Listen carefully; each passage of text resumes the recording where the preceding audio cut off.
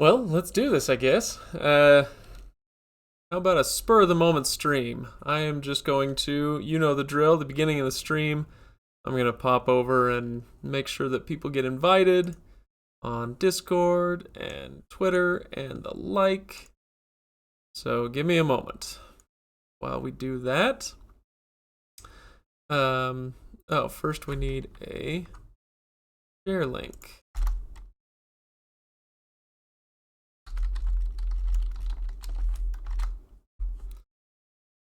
Okay. Up on Twitter.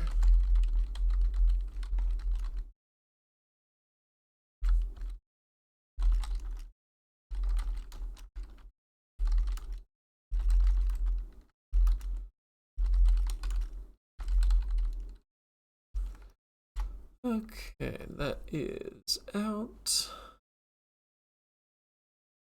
And you know what? That I don't do often enough. Hop on Facebook.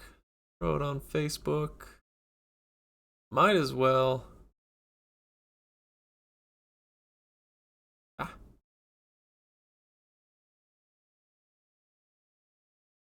That over.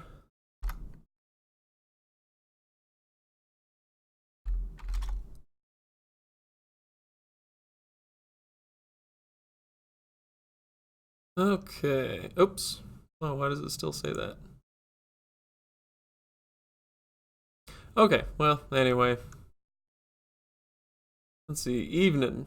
Steven, are you one of my Discord people, or did you just see a notification pop up? I'm just curious. Um, okay. Maybe I should have.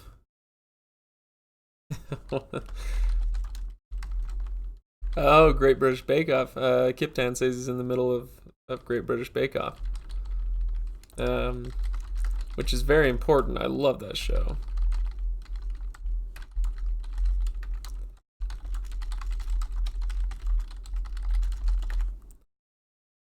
Okay, so YouTube notification. So, well, it's good to have you, Steven. Um, so I'm gonna be live editing an episode here in just a moment. I do want to give people a chance to log in, so we're gonna hang out for a few minutes here. Discord is, imagine, 25 years later. You remember all those chat rooms in the 90s? That's what Discord is, but it's like 25 years later, so it's a lot more sophisticated, and you can do voice chat rooms, and so there will be different servers. So there's a Legendarium Discord server, and that's divvied up into individual rooms where you can go talk about, Tolkien or Sanderson or Brent Weeks or anime or whatever. Iptan, the guy I was just talking about, he's the one who runs the Discord server for us, and so he's got it divided up into certain categories. So if you enjoy live chatting with people, then that's the place to go. In fact, I'll just go ahead and, if you've never tried it, give it a shot. If it's not for you, that's fine. But I would say if you've never tried it, give it a try. Let me see if I can do an invite. Nope.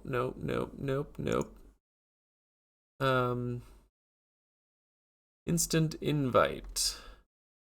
Okay, this link expires in 1 day. That's the nice thing about it. You say it's something that sounds like a ton of time you might lose. I mean, you might, but it's just something you can pop in and pop out of. Just a way to keep up with the show. Sorry. Keep up with the show, keep up with us, and we do some announcements there. I've kind of on days when I have not enough time to hit Reddit for comments and questions for an upcoming episode, I'll kick it over to Discord, because people are, they'll get notifications a little more easily there, and so we do some of that.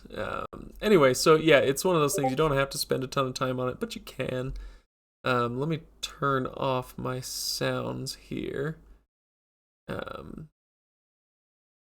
that we don't get constant notifications coming through for you guys. Okay. So yeah, don't waste any time in there, but enjoy your time in there. I don't know. I think it's fun. One of the things I like most about the Legendarium, since we started it, is that it's it's brought a few people together who might not have otherwise found each other, including some panelists. So let's see. Drew McCaffrey from Inking Out Loud says that he wants to join, but he's in a hot tub. And I can't say that I blame him for not joining. Shaming at Christmas. Okay.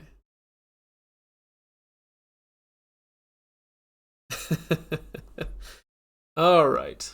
So, Discord community is excellent. I think I don't know about other Discord communities. I know that there are some that are great and some that are, it's like Reddit, with Reddit or with Twitter or whatever. There are niches where sometimes it's great and sometimes it's not. In our case, it's really great.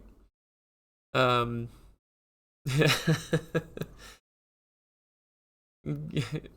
guess I would best yelling at my car radio. I don't know. I love imagining people yelling at us through their car radio, which I have to assume happens, more often than we might care to admit. Okay, should we start some editing? What do you think? Oh, now I gotta fix this thing. Hang on. Oh, let's see if I can. This is really gonna mess with you guys, isn't it? Let's make that a little smaller. Okay. That should do it. Let's even make it just a little smaller than that so you can see that. Tiny Craig, that's me. Well, that was my prison nickname. Okay.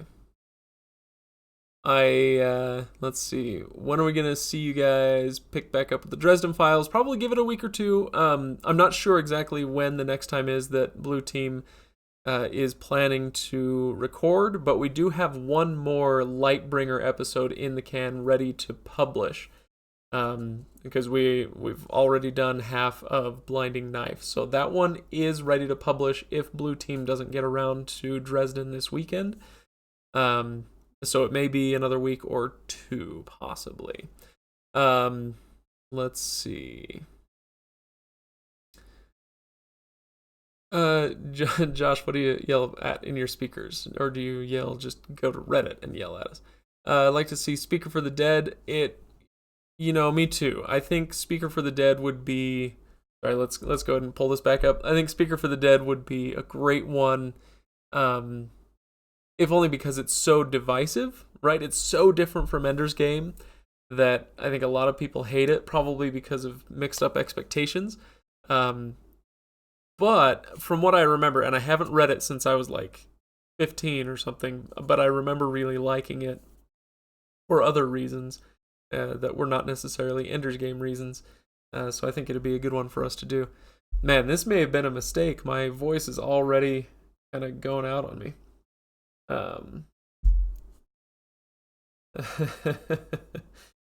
Okay. Sorry, Drew just tweeted something else at me. Well, we are wrong, and you're wrong about the spelling of your, okay? So, hang on.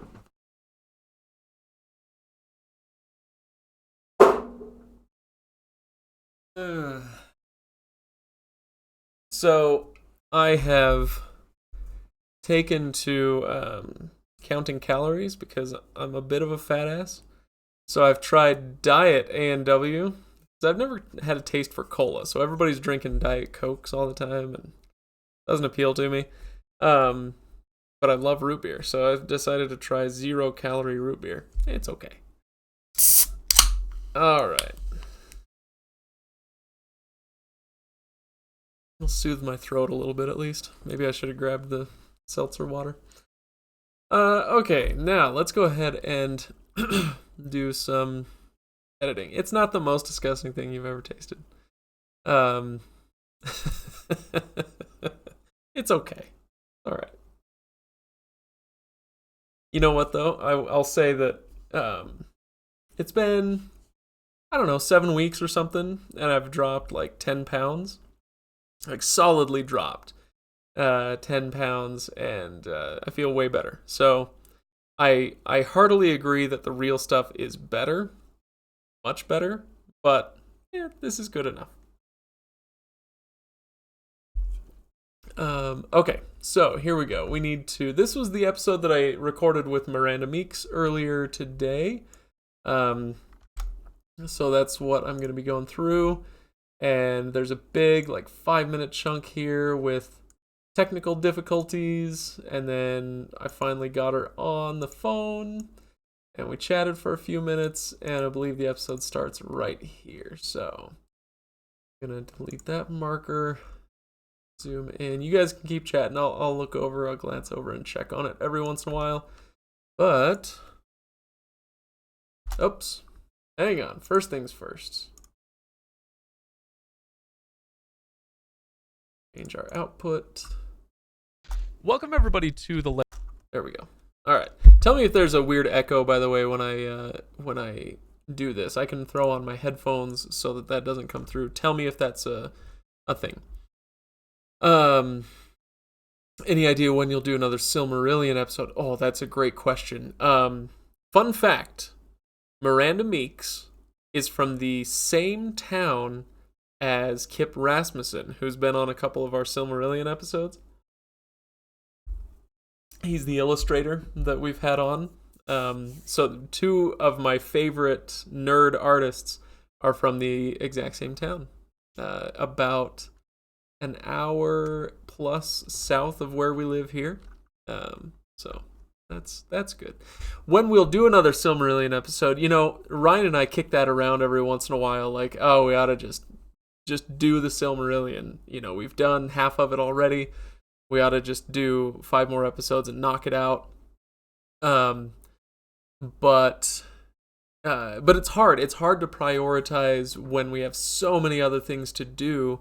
And I know we should prioritize it, but it's like, we get grief every once in a while for not having done enough female authors. And that's one of those things where it's hard for me to be like, screw you. And I'm more like, yeah, I think we could probably do more female authors and maybe some more, like European fantasy or Asian fantasy or African fantasy. And like, so there's stuff outside of like the hardcore norm that we've stuck to largely that I'd love to get to. And so it's hard to be like, no, let's do 6 episodes on the Silmarillion. This is why it's taking so long to do The Hobbit, because The Hobbit is like, we thought we were going to do it in 3 episodes, and that didn't work out because there's just so much to say. And so I'm afraid that might happen with the Silmarillion as well. What's my favorite meme? My favorite meme? I don't know. I'll think about that. Anyway, episodes you're looking forward to: Dresden, more Hobbit, Professor Craig, Lightbringer, Malazan. Well, Malazan. You Malazan people, I swear. Okay. Let's have a look here. Welcome everybody to the Legendarium Podcast. Okay, so I'm gonna put my marker there and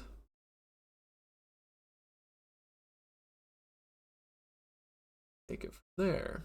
So I'm not going to listen to every single word,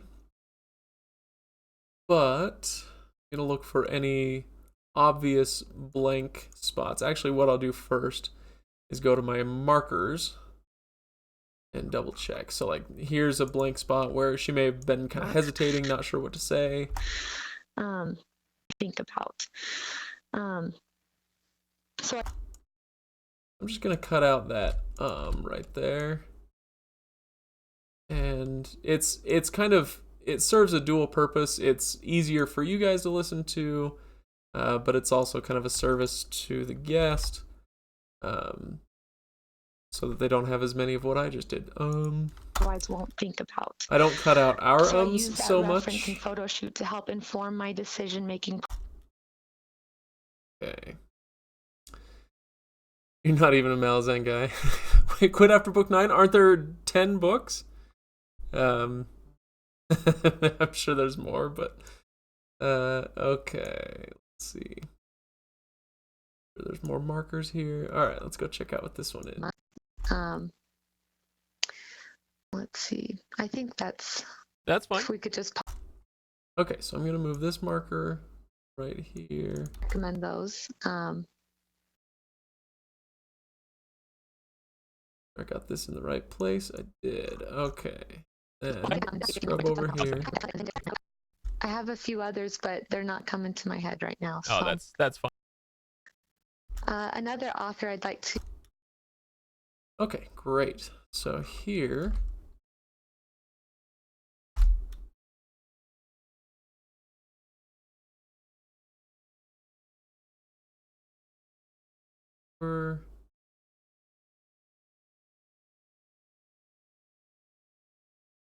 And let's see how that sounds. Those characters, so I of course would recommend those. Another author I'd like to recommend is. That's great. Okay.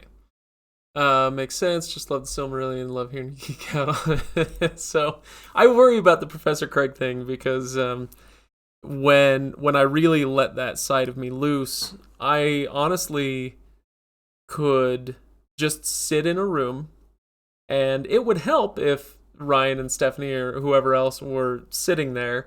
They don't have to be, and I can just go. Just say, well, what about this chapter? Well, let me tell you about this chapter, and I can just go. And I tend, when I get into that mode, I tend to just, I'm like the Energizer Bunny, and I kind of steamroller other people, and I do not like to do that one, or I don't like to do that. So let's see. Lightning Tiger, what goes into what the blue team and red team cover? Any books you wish you could have talked about that the other team covered? Oh, that's a great question. Wow. What goes into it is very simple. Todd and Ken and Megan decide what they want to read.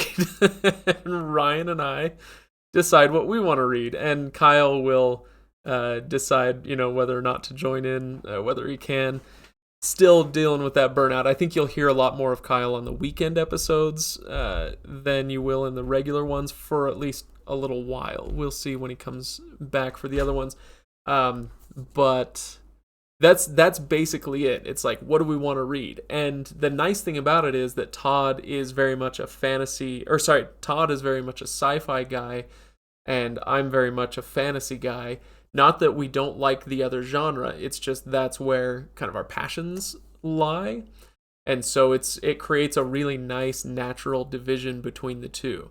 And in the case of Megan and Ken, they haven't read many of the things that Todd would recommend. And so it's nice that they're not retreading old territory. Sometimes he would be, but they might not have to deal with that so much. So they get to read a lot of new stuff that way. Ryan tends to read ahead of me. And so, like, he read Lightbringer earlier this year, that sort of thing. He has read book 1 of Malazan. I haven't touched Malazan. Anyway, so yeah, a little bit different dynamic. As far as any books I wish I could have talked about that the other team covered. Let me look. Hang on.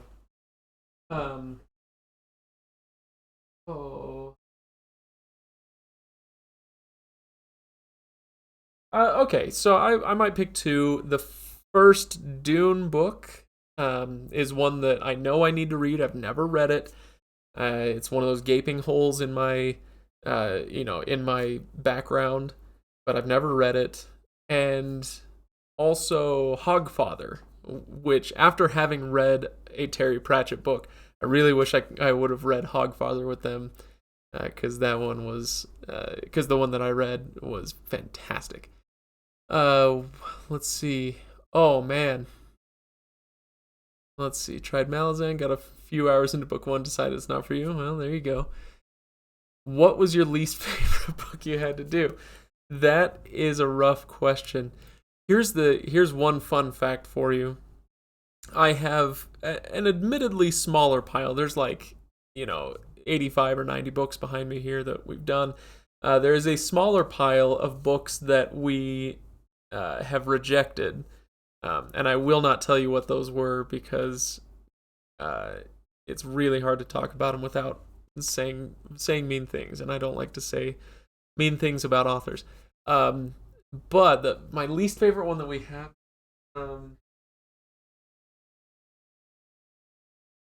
Oh man.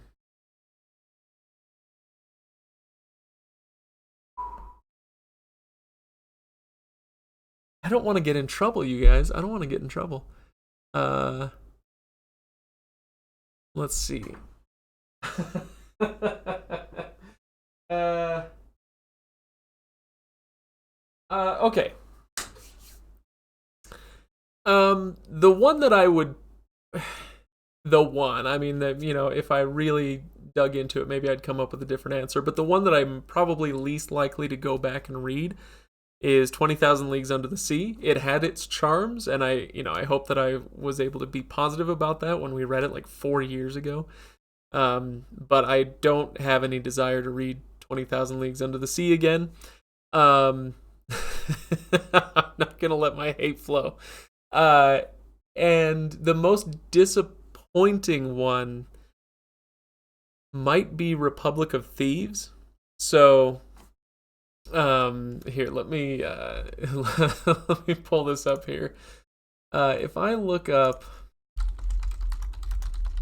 Republic of Thieves cover, pull it up here.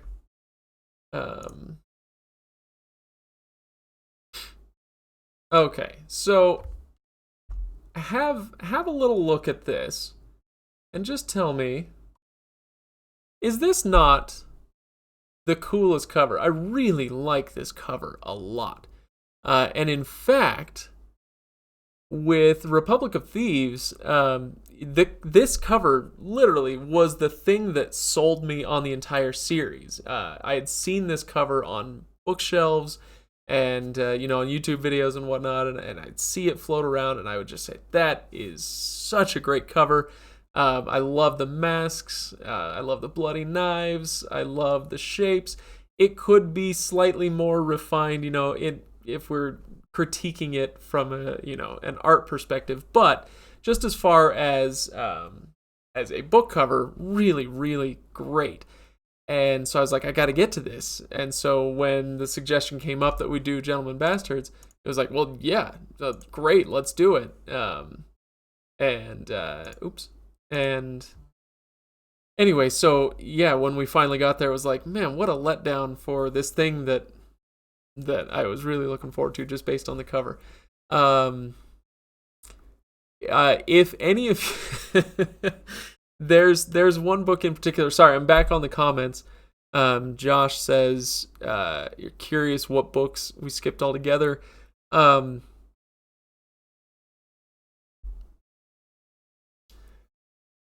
of them is by an author.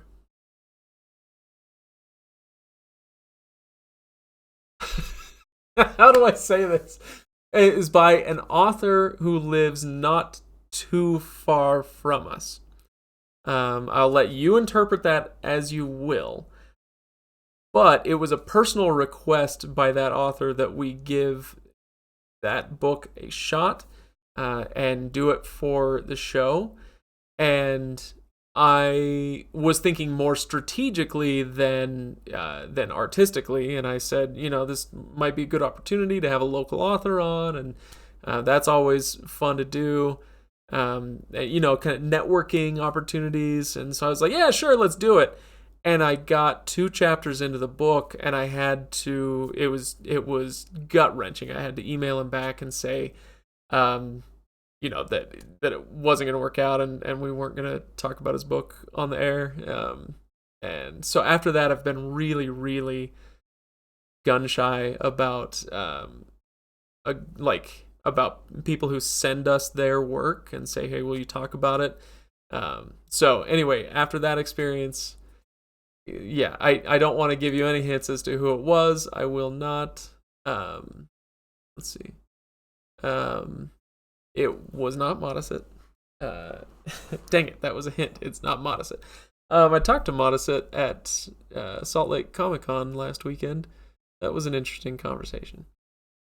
Let's see. How do I feel about missing Dresden Files, Josh? I feel a little bit bad about it, but not horrible. From everything that I've heard, Dresden Files is a great,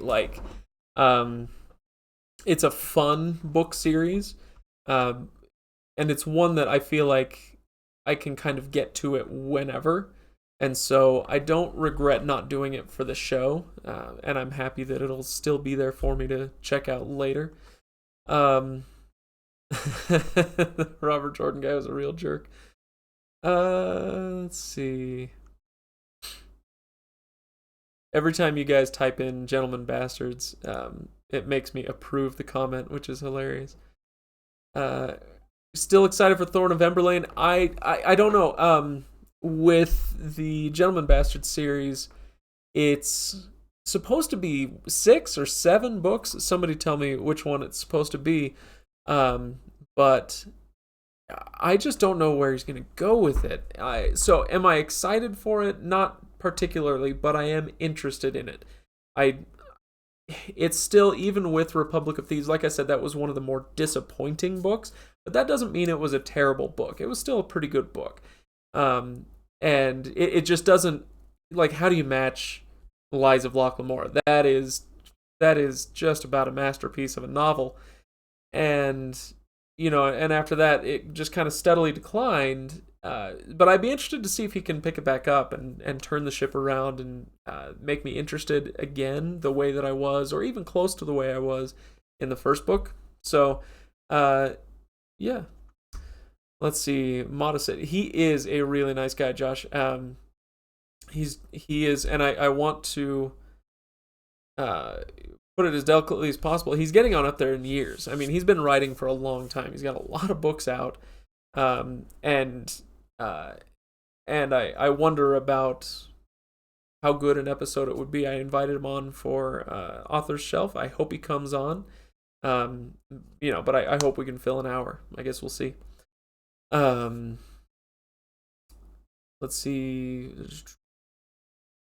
Little Red Book, really liked the first Gentleman Bastards. Read the second one, was okay. After listening to your episode on the third, I was like, okay, so no. Maybe said, yeah, well, maybe give it a shot. I guess different strokes and all that. We're not the end all be all on that, so it could be great. Who knows?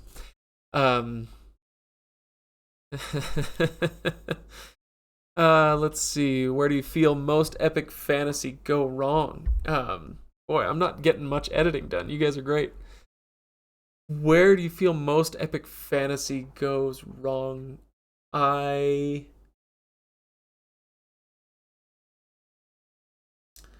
um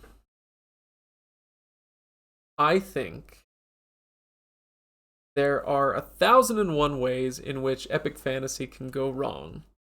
But if there's one thing that's more often the downfall, it is in world building, which is obviously the strength of epic fantasy. This is one of the wonderful things about fantasy, especially epic fantasy, is the world building. And so what I mean by that is your strength can become your weakness if that's your only strength. And so I think sometimes an author will have a really great idea for a world or a magic system or something, and they'll take that and run with it, but the story and the characters become secondary to it, and that is a problem. It can swing too far the other way, where all it is characters and you don't get a sense of the world. But I think most of the time, if something collapses, it's because the author lost sight of who the characters are and what made them interesting and what made them tick. And so that could explain some of what happened with Republic of Thieves, where there was a lot of interesting mythology going on with the I can't even remember, like the Magicians Guild or whatever they were called. But it seems to me that he started to forget, or maybe just dropped the ball a little bit on who Jean and Locke were, and so that would be my 2 cents. But I don't know. I haven't sat down and thought about it. I really shouldn't have said anything until I think harder about it, but oh well. Too late now. This is live.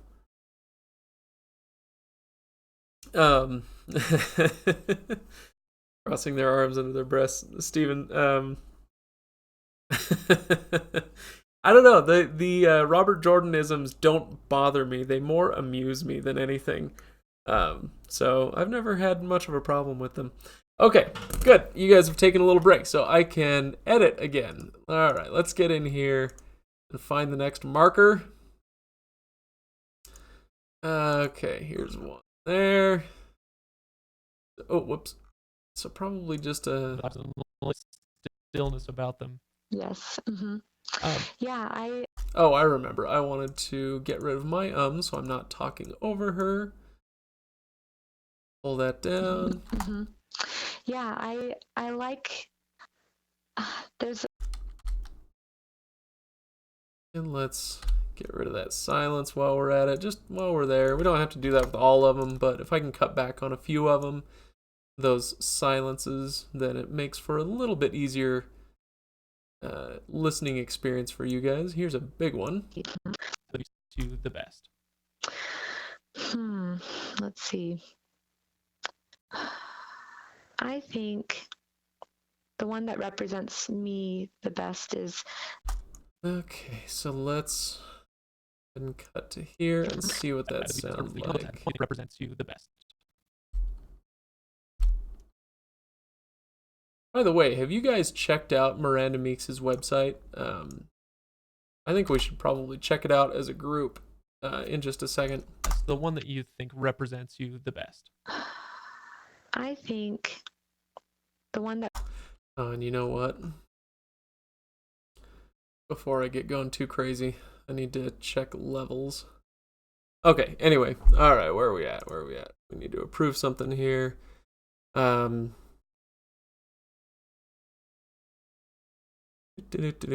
your favorite normal character in fantasy? No magic powers. Ooh, no magic powers. How about Samwise Gamgee? Does that count? That might be my favorite. I mean, he does hold the ring for a little while, but I think it would be fair to say that he is a normie compared to some others. It is the obvious answer, but you know what? It is a good answer, so I'm not sorry. Let's see.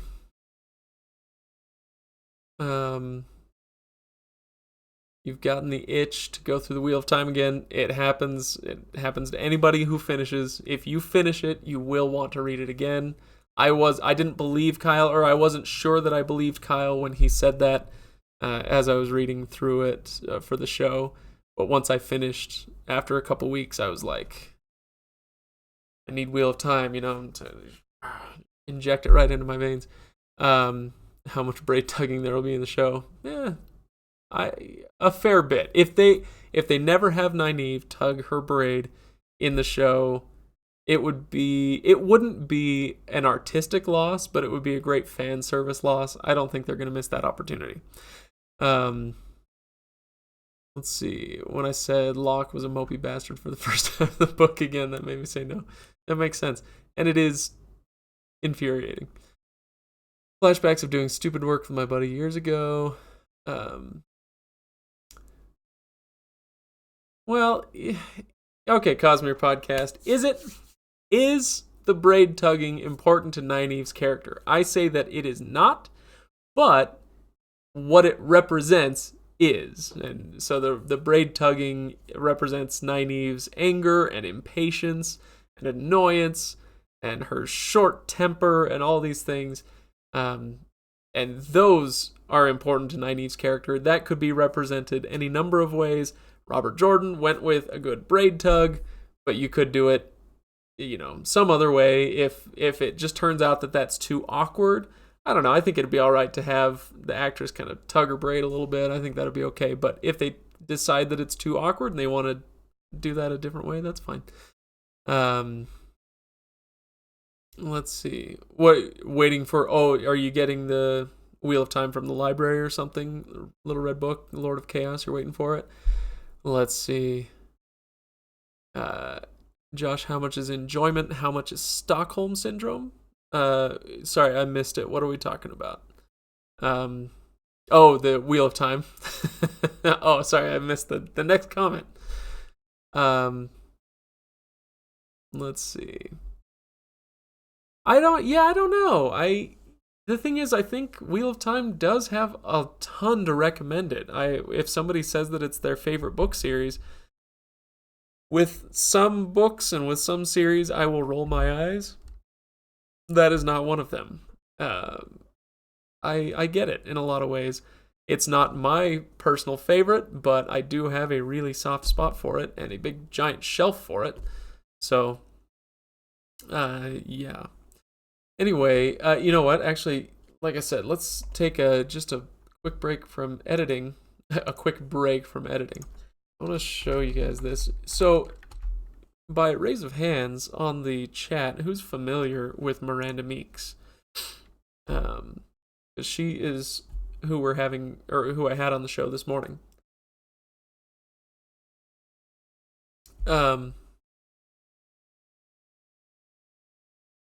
Sharang, what do you not understand about this slog business?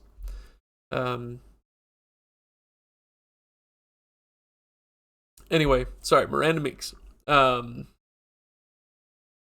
this is Miranda Meeks' work. So you go to mirandameeks.com, and this is the page that you go to. So you may recognize this. This is a Sanderson cover for Legion, The Many Lives of Stephen Leeds. I've shown you guys this before, and so I hope you'll forgive me doing this, but yeah, I'm doing a little bit of redecorating the studio. Sorry about that.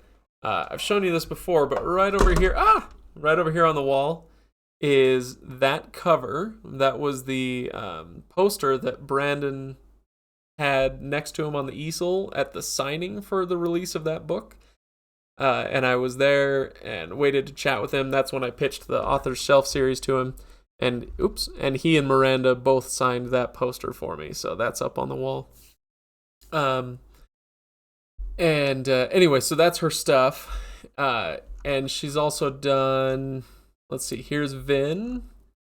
Here's, what's her name? Silence Montaigne from Shadows for Silence. Here's Vin again. Somewhere around here we've got Kelsier, but that's a bit spoilery if you haven't. Anyway. So what's Diego? I don't know what that. Oh, Diego dropped Wheel of Time a couple years ago around book 5 or 6. Decided to listen to the episodes of the books I've actually read, itching to give it another go. Yeah, you should. Diego, definitely give it a shot. It's and that's honestly that's like what the episodes are designed for, is to give you a companion to read through them with. And we're not trying to explain the books, so that you see all these hidden connections that you never would have seen before. It's more just about having a companion to go through it with. So, over 14 books, that's a lot of books to go through. And so it's nice to have something to go through, or to go to after you finish a book, to kind of decompress and process and just enjoy the fun and the ridiculousness and whatnot. So I would encourage you to give it a shot, and then go check out the episodes as you go. Okay.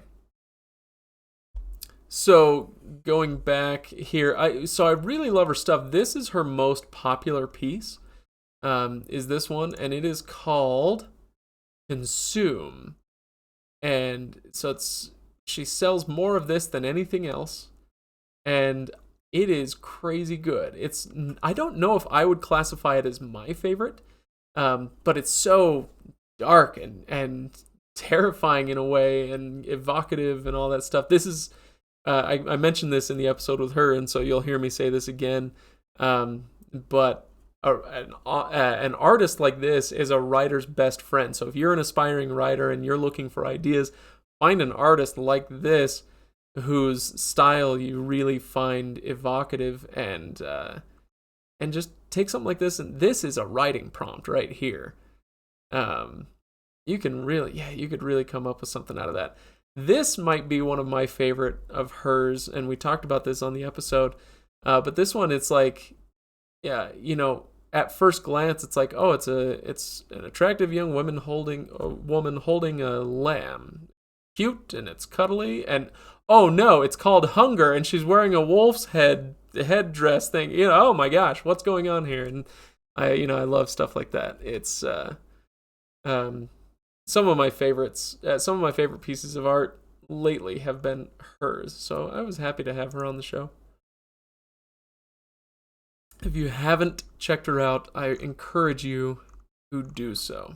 Okay. So now, let's go. Oh, whoops, wrong button.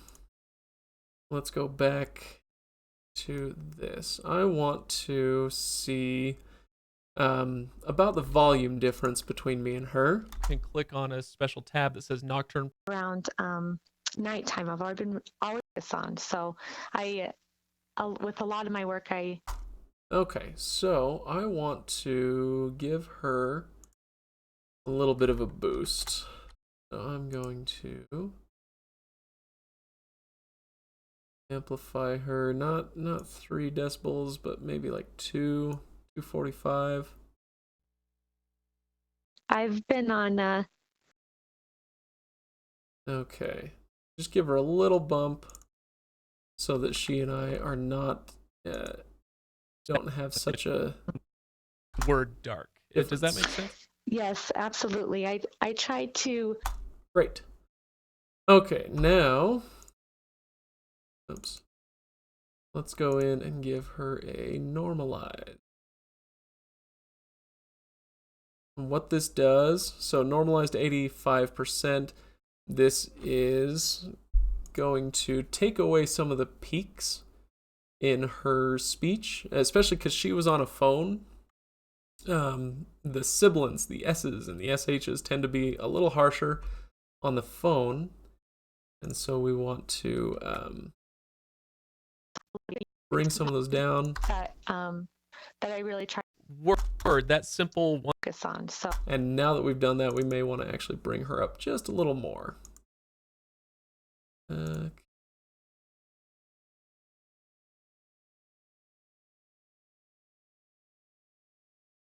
Now let's see. Oops. So with a lot of my work. Word, that simple one syllable. There we go. Okay, that should be a little bit better. Diego, are you on the Discord server or the Reddit subreddit, anything like that? Because that's going to be a great place if you want to talk to people, concurrently as you read the books. You can chat with people in either of those places as you go through Wheel of Time. Oh geez, Casey, you're trying to really pull me into something here, aren't you? Overall thoughts at this point on the Rise of Skywalker. Killing me. I am very interested to see just what percentage of the movie is J.J. Abrams backhanded slapping Rian Johnson for what he did in episode 8. If you want to argue, in a vacuum, if you want to argue that episode 8 was really good, whatever, have at it. That's fine. But what can't be denied is that it took a blowtorch to everything that J.J. Abrams was trying to set up. So even if you don't like what Abrams was setting up, that's a different issue. It was, nevertheless, it was a big middle finger to J.J. Abrams' episode 7. And so I'm curious about how hard Abrams is going to hit back in episode 9. I mean, we saw this with the first trailer where Kylo's putting the helmet back together. So that's what I'm most excited about with this one. I'm also excited to be done with the Skywalker saga, at least in movie form. I've always felt like Star Wars has so much more to offer. It's a galaxy full of adventures and adventurers, and there's so much more to choose from. That's why I'm actually way, way more excited for The Mandalorian than I am for Rise of Skywalker. The only thing that I wish is that, clearly The Mandalorian takes place during the time of the Empire. You've got the Stormtrooper helmets and all that. And so, they feel like they can't quite get away from that. But I think they could have. Oh man, root beer. It's killing me. I think they could have gotten rid of that, or gotten out of that timeline and made it, 50 years earlier, 50 years later, or 500 years earlier or later, and had everything be, a legend, the legend of the Empire, whatever, the Skywalkers. But you could still have the iconic Mandalorian armor, and that would be cool. And, there's so many different directions they could go. So the Mandalorian is, at least, it looks like a step in the right direction. We'll see how they do with that. Okay.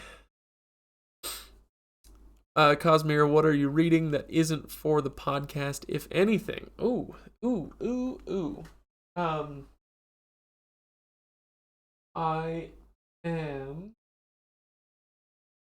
So I'm constantly in a state of rereading some old Tolkien books.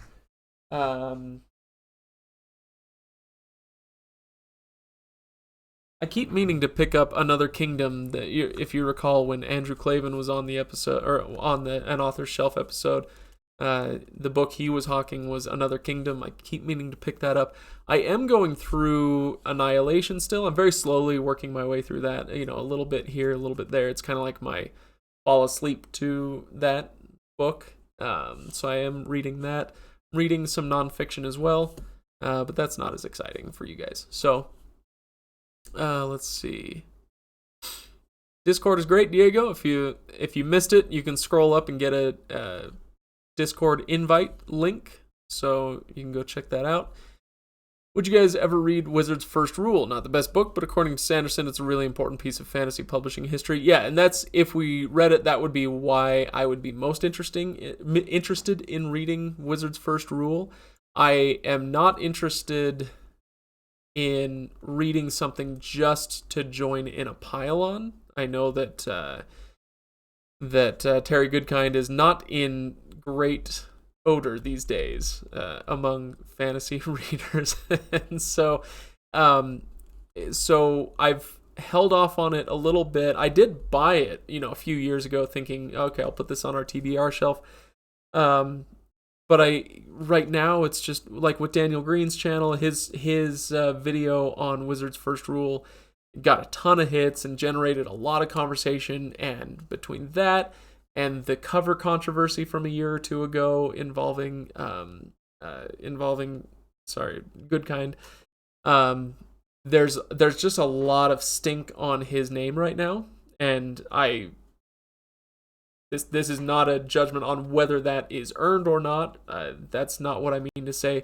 It's just that I don't really care to join in that pile-on, if that makes sense. And so if we ever read that one, and if we ever, this is my policy with anything we do for the podcast, if we ever read Twilight or 50 Shades of Grey or, whatever the case may be, we're going to give it a fair shot and read it, hoping that it's going to be a good book and have something interesting to say. And so I feel like, and actually speaking of the bad taste that he's left on people's lips at the moment, it may not be as good for the podcast to read something, give it a fair shot, and say, you know what, this is pretty good, and have everybody get pissed at us. So I don't want that either. All right, so hopefully that answered that question. Boy, I'm falling behind you guys. Let's see. J.J. Abrams doesn't set things up, though. He builds a mystery box. Well, kind of. Yeah, I don't know. J.J. Abrams produced maybe my favorite TV show of all time, which was Fringe. So I'll always have a soft spot for his storytelling sensibility. I really like that show and some others that he did. How long did it take you to get good at editing? I'm probably not good at editing, to be honest, but how long did it take me to get quick at it? I worked in radio. I started in radio in 2009. Yeah, I think I think 2009. And so I got my first taste of it there, and started a podcast with my wife in 2010, and that didn't, luckily, thank goodness, that didn't go anywhere. But that's when I started to get my exposure to it, and then it took me, I think, when Ryan and I picked the show up in 2014, or I guess late 2013, it took a lot of practice. It was probably a year before I could say that I was proficient at making us sound good in Audacity. Audacity being the free platform that a ton of podcasters use. I highly recommend it. It's great. But then I realized that it wasn't letting me do all of the things I wished I could do, and so we switched over to Audition, Adobe Audition, much more powerful tool, and lets me do a little bit more finesse work with audio if I so choose. The nice thing about editing, I should say the nice thing about our show, editing is not my primary passion. I enjoy it, and it's a good way to get in the zone. If you like being in the zone, then audio editing, and especially video editing, it's like when you're in that zone, you can spend 6 hours at a chunk without standing up and without noticing. Editing is a great way to do that, but it's not my primary passion, and so I didn't really want to do a ton of it after every episode, and that's why here I'll do this. That's why we've got the nice mics behind me, and then this, I've showed you guys this before, this rack of audio equipment is, oh, here, you want some Inception? Is this gonna break everything? Now you can, oh my gosh. Anyway, that rack of audio equipment means that I don't really have to edit as heavily as I might otherwise, as far as like fine-tuning the audio. So it's nice. I really like having that set up. So with this, it's like a half-hour conversation with Miranda Meeks. If I didn't have all that stuff, it would probably take me, rule of thumb would be twice as long as you recorded is how long it takes to do a light edit, and like 4 times as long as you recorded is how long it takes to do a heavy edit. And I don't even have to do light editing to a certain extent because of all that stuff. So I got good at figuring out how the equipment works. That's more important. Okay. Let's see. Anything, The Mandalorian. Let's see, where was I? Pedro Pascal. Hey, Drew, you're here. I didn't even notice you come in. The removal of Wraith Squadron. Okay, well. Have I read Tolkien and the Great War by John Garth? Casey, you must be new. I recommend that book highly and have done for a long time. So yes, I've read it. I love it. It's actually right. Okay, let's see if you can see it. Nope, this is in the way. It's right there. That's Tolkien and the Great War. Yes, I've read it. I loved it. It got me interested not just in Tolkien. I was already interested in Tolkien, but it got me interested in World War I in a way that I hadn't been before. And so I learned a little bit about World War I at that point. If you like that book, you need to see Peter Jackson's documentary, I guess you would call it, that he made. They Shall Not Grow Old. Just astounding. Really, really enjoyed that one. Let's see.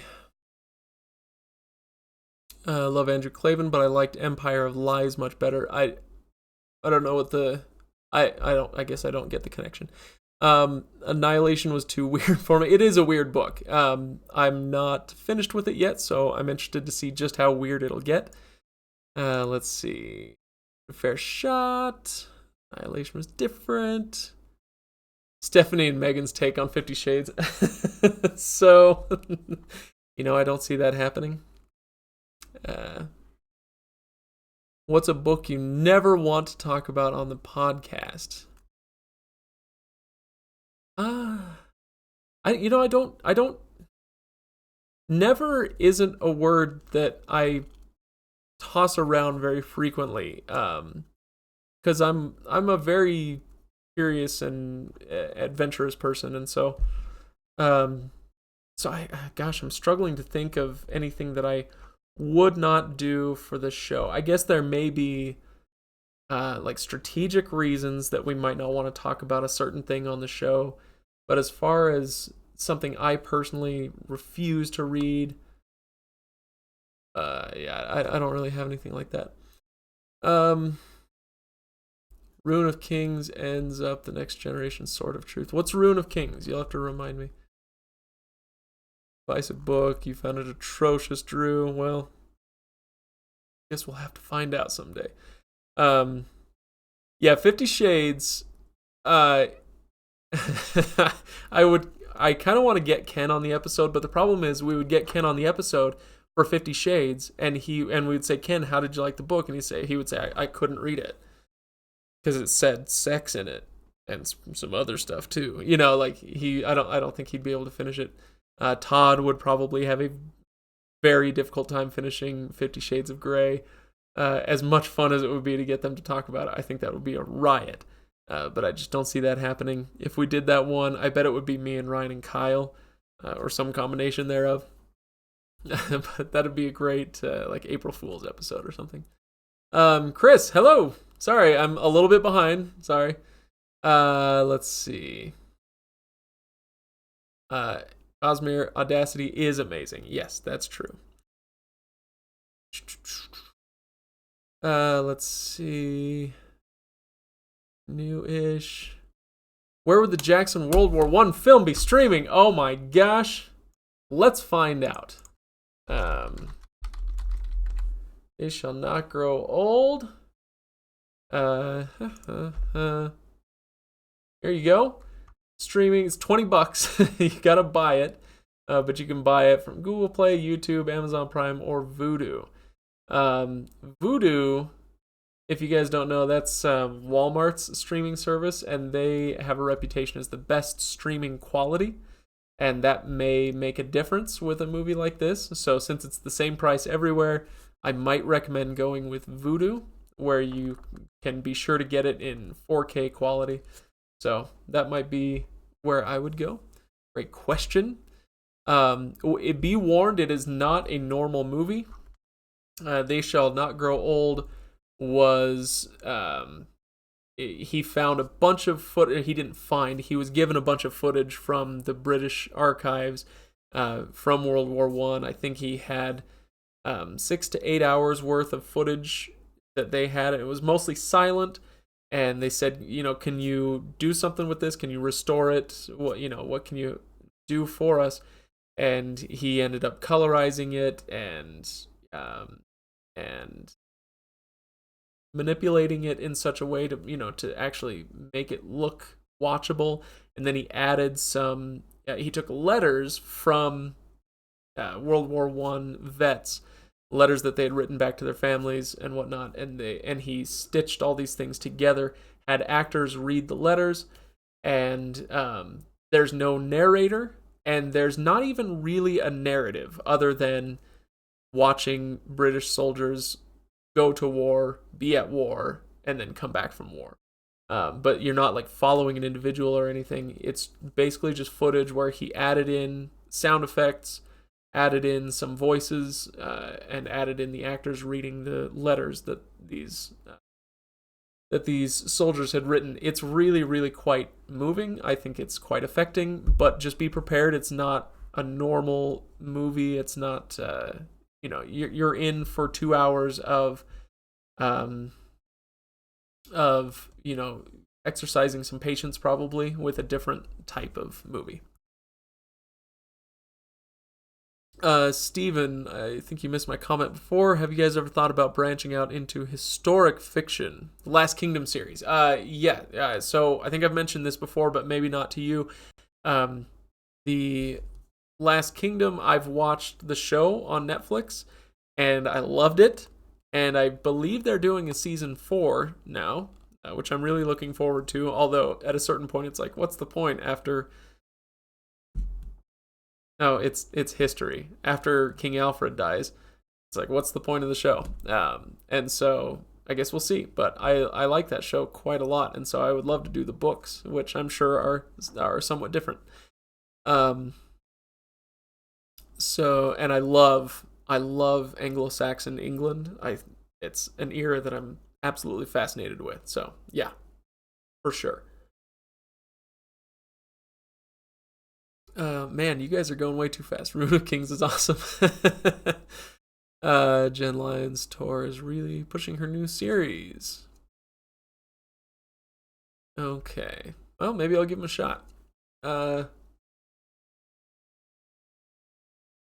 interested, Drew. Now, Drew, the more you say that you hated it and had substantial problems with it, the more I'm like, I gotta read this book. So, are you looking forward to Borderlands 3? I didn't play Borderlands 1 or Borderlands 2, so no, but that's not to say that you shouldn't be. Jimmy! Hey, Jimmy! Reviewing 1984. Yes, it's come up frequently, and it's one of those ones that,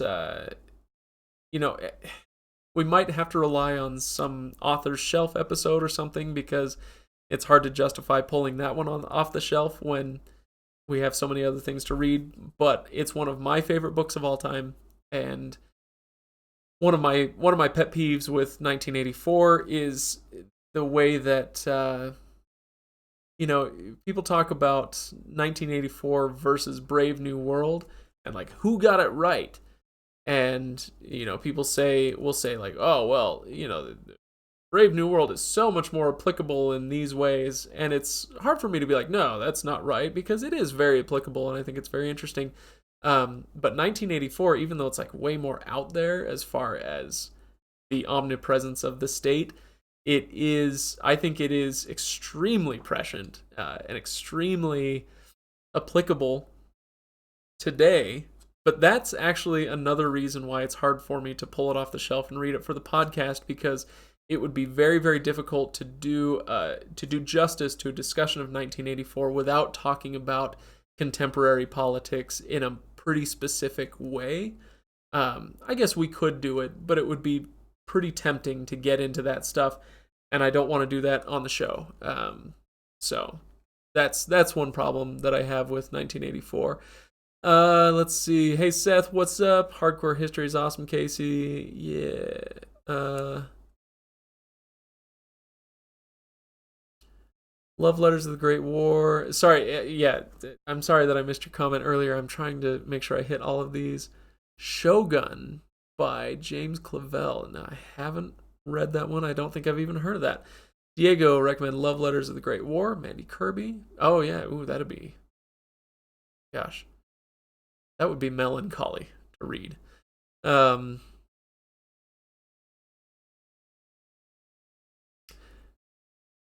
Oh, I did. That's interesting. Lightning Tiger, you're saying that 2 books for the first season of Last Kingdom. That's interesting, because I felt the same way. Like the first season was like, it kind of took a hard right turn at a certain point. It's like, what's going on?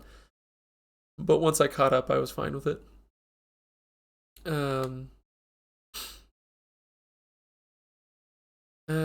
Okay, Ruin of Kings. Gosh. Well, I guess we'll be doing that.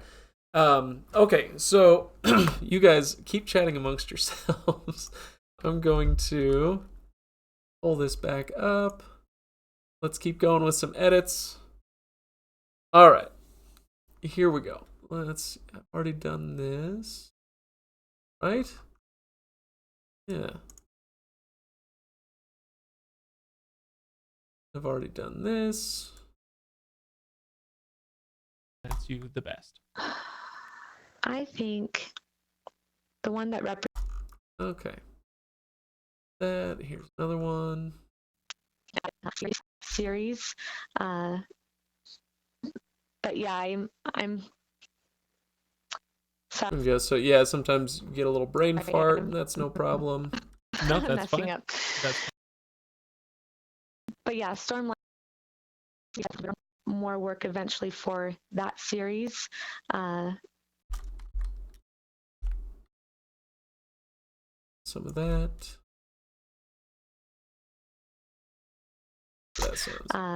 That series. But yeah, Stormlight in So I was asking Miranda about whether she was going to dip into the Stormlight archives and do some more art for that. She's done a little, but not a lot. But her aesthetic really lends itself to Mistborn. I think it's a match made in heaven, honestly. and I'm looking forward to what's the word? She's just easy to connect to for some reason. And she becomes personable and okay, so let's cut there. She's just easy to connect to for some. Let's go right there. Takes it out. Nothing of substance, of course, gets removed, but she becomes personable and easy to connect to for some reason. I'm not there. Yeah, that sounds pretty good. Okay.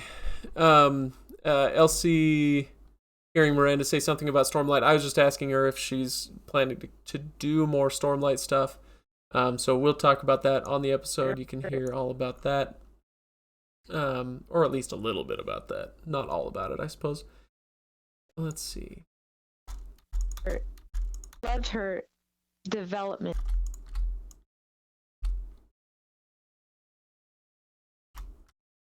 Okay. If I take time to go to every single silence, then I'll be in here forever. I'm not going to do that. By a little bit, but she is, so. Well, I feel like I'm in that same boat with you there. Yeah. Okay. Anything else? Here's a pretty big silence. A happy person. And I'm not scary.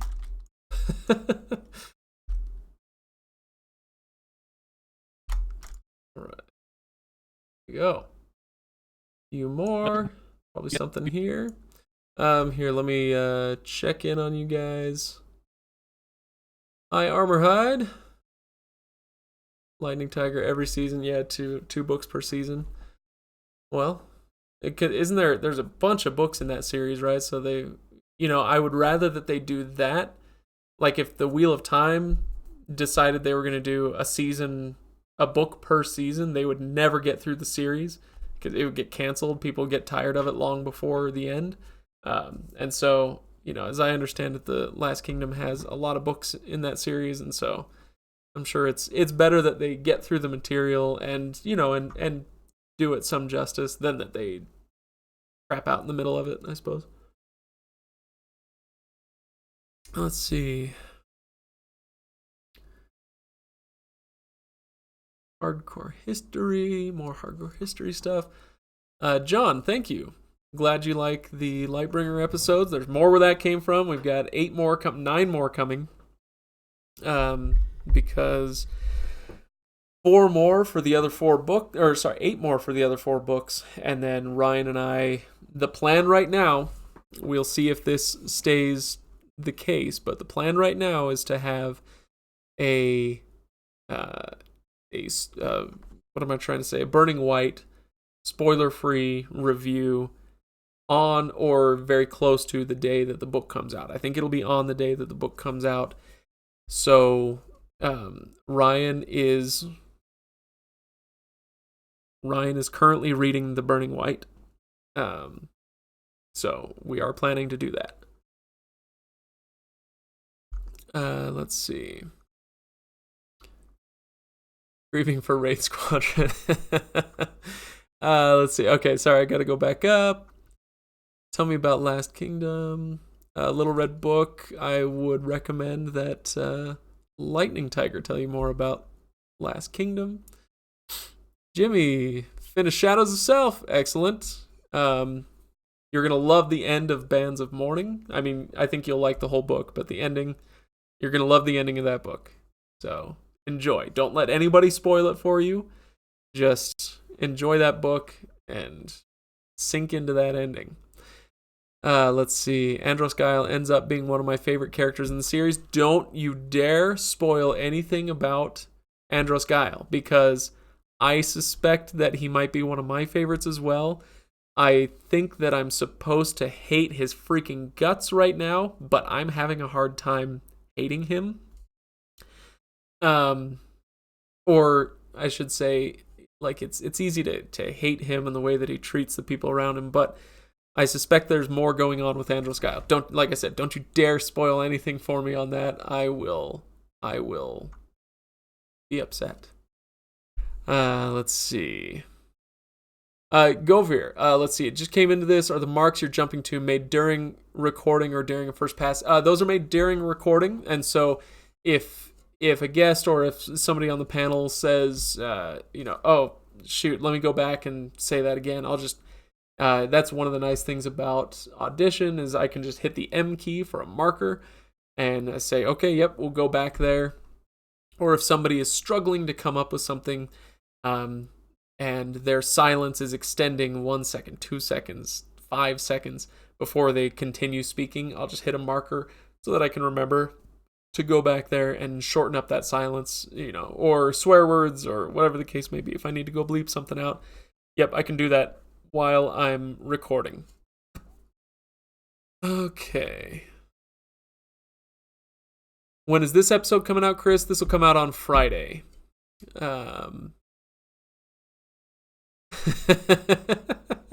So, Cosmere Podcast, if you recall, I don't know if you saw this. I'll pull it back up again.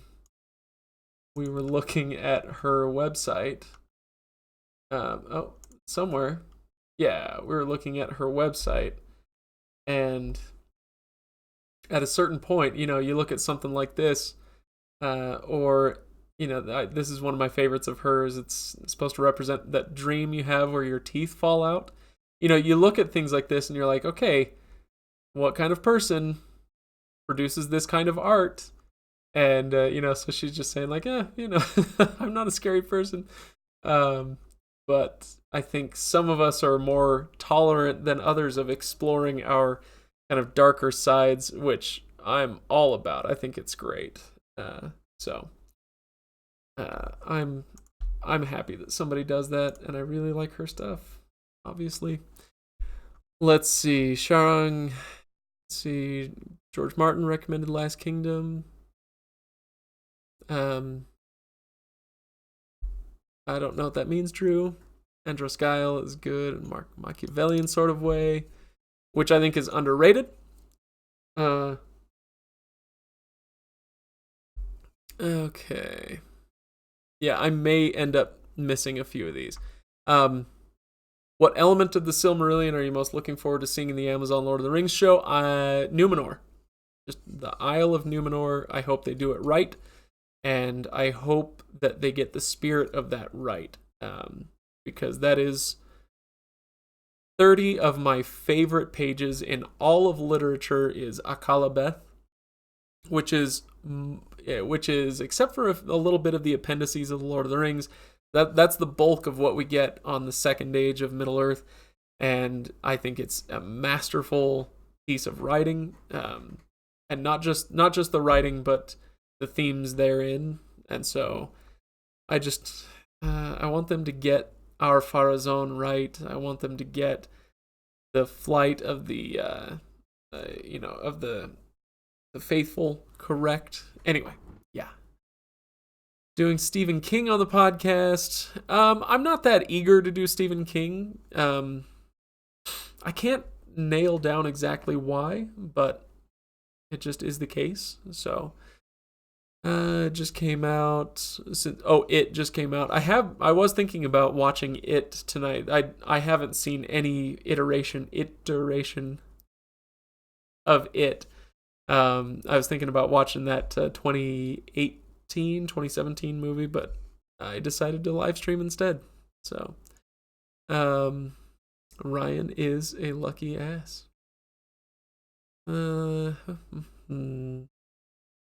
John, I hope that you would not actually kill to read Burning White. I hope that's not true.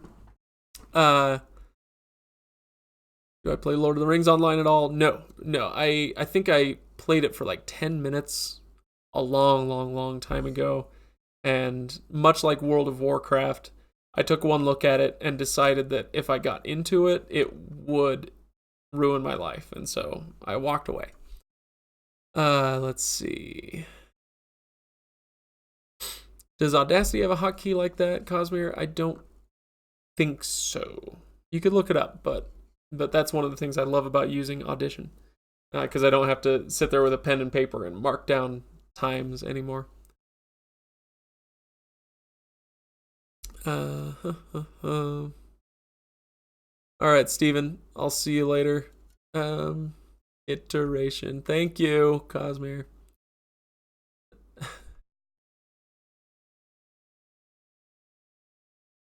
Let's see. Okay, you guys, I'm caught up, so let's hop back in here. So very good. Well, Miranda Meeks, thank you. I think that's actually the end. Thank you so much for coming on. Yeah, thank you. All right, so I will leave it there. Awesome. And then we just chit-chatted a little bit. And I was encouraging her to read The Silmarillion, actually, which she hasn't read. And with her artistic style, I think it would be an awesome fit. Thank you. It's been an honor.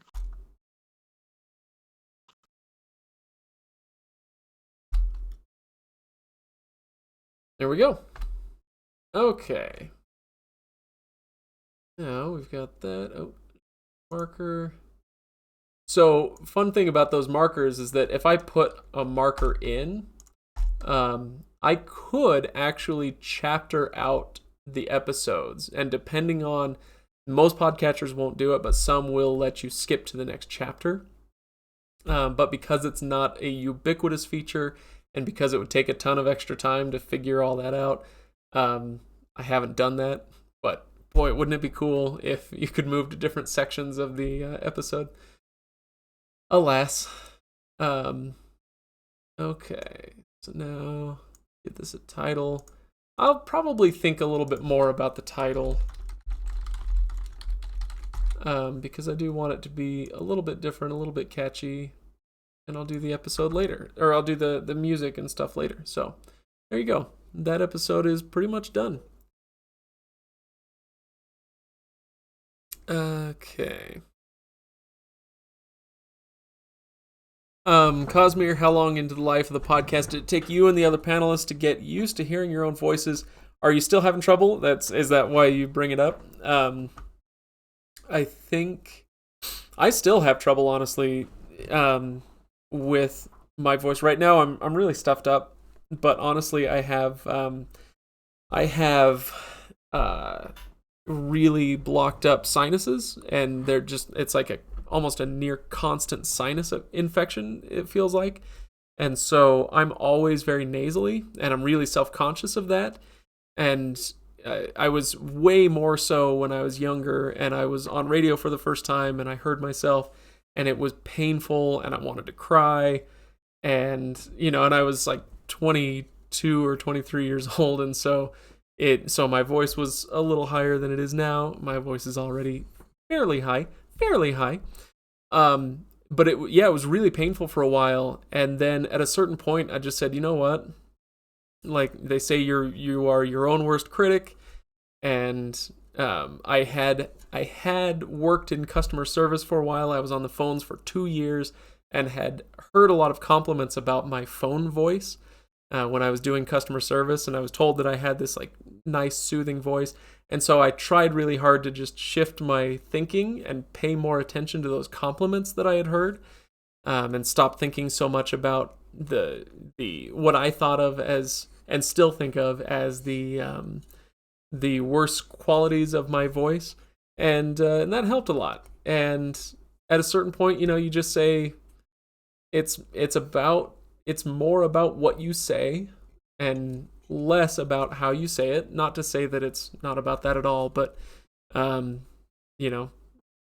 guess it took me, once I started on radio, it probably took me 3 to 6 months before I didn't want to shoot myself every time I heard my voice come over the air. And then after that, once I decided not to worry about it so much, it got a lot easier. So I don't know how the other panelists feel about it, although they're all a bunch of actors, with the exception of Kyle. And Kyle's just like cool, right? But all the actors, they're constantly working on their vocal technique and learning how to project and all this stuff. And so I don't think that they have quite the same issues that your average person just starting a podcast would have. So, let's see. Yeah, if you ever, let's see. Oh yeah, Alex, you already got to the radio theater backgrounds. Podcast listening is a passive pastime for me. Huh.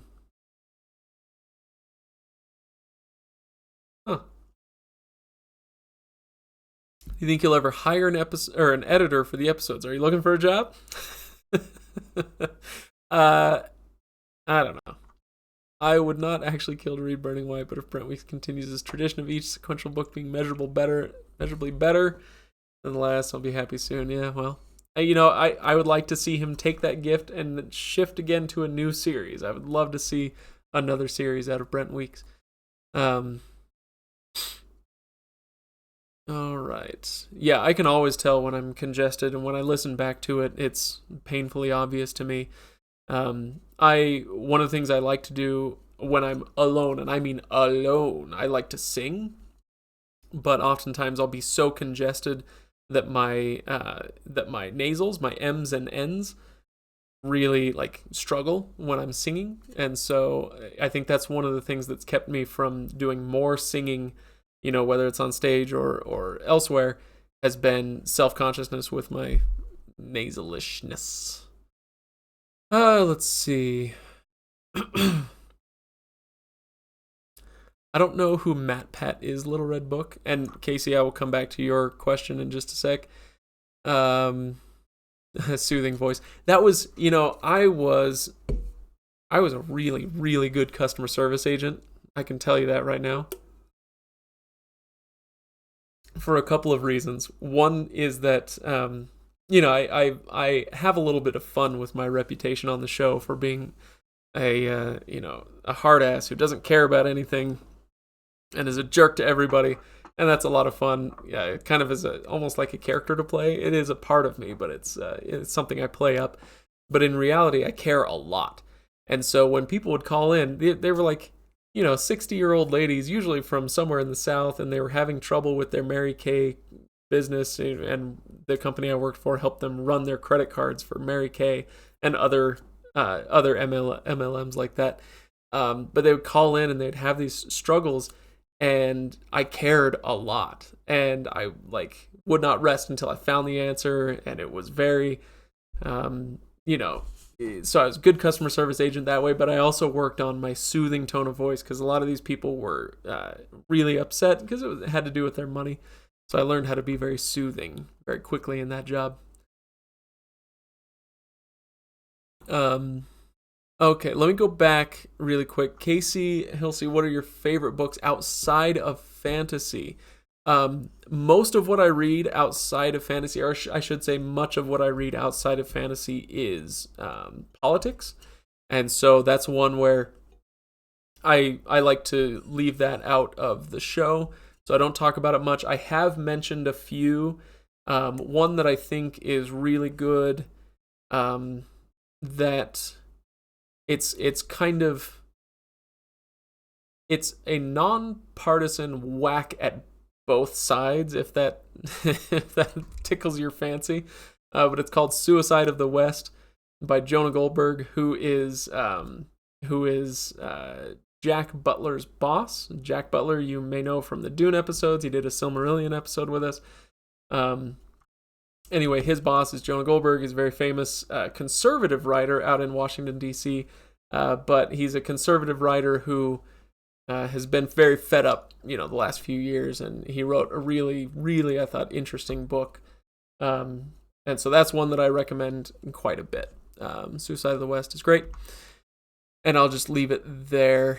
Let's see. What is my favorite Sanderson book? This is hard. This is very, very, very difficult.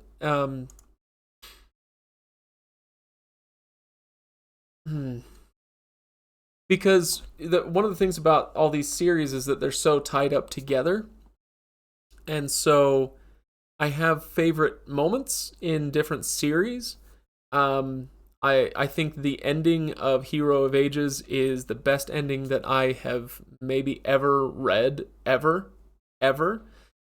Hero of Ages is so that wrapping up of the trilogy is really great. But the first half of Hero of Ages isn't my favorite, in the way that I would think of like Mistborn and Well of Ascension. So it's tough to say that one is my favorite, but it does have my favorite ending of all time.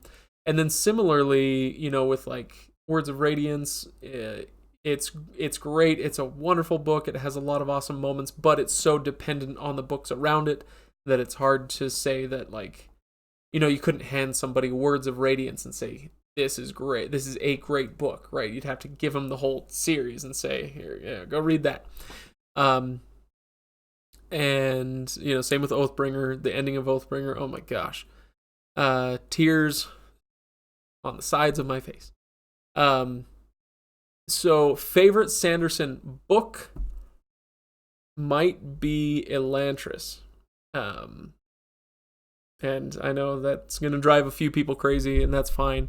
And I get the criticisms of it. I understand, but I've been reading Sanderson since that book came out. I was a teenager, probably late teens, I guess, when that book came out in 2005, 5. Yeah, so I would have been like 18, 19 when that book came out, and somebody handed it to me, and I was like, all right, I guess.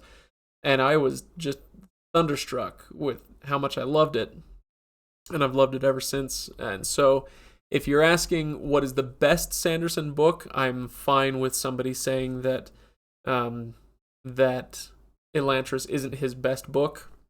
Have at it. That's fine. But what is my favorite? That one might be my favorite Sanderson book.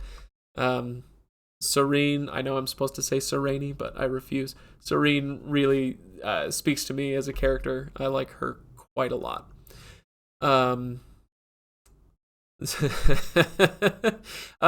Sorry, I'm really catching up here. Steam clears the passages. Alex, actually, Spicy Foods does that for me.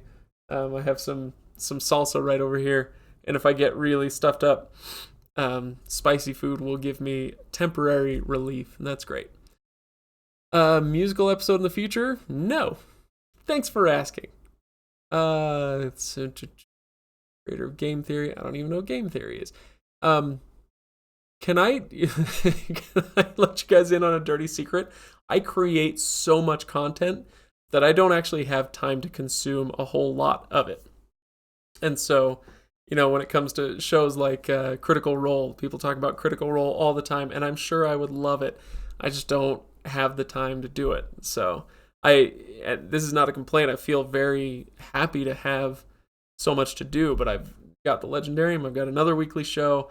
I do YouTube videos for this channel at work. That's my 9 to 5.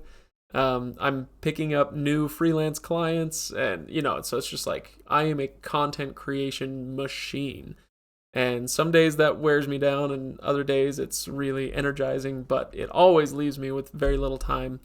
So tonight was one of those nights where I looked around and I was like, I have extra time, and what do I want to do? And like I said, I was thinking about watching it, but I decided to live stream instead. So Anyway, let's see. Favorite Sanderson book is Rhythmatist. So John, was that a dig at Cosmere? I haven't read Rhythmatist yet. It's sitting on my shelf. I'll get to it at some point, but I haven't prioritized it. Let's see. Okay, yeah, I listen to The Remnant sometimes too. He has interesting guests on. I liked, well, anyway, I don't want to get too much into that.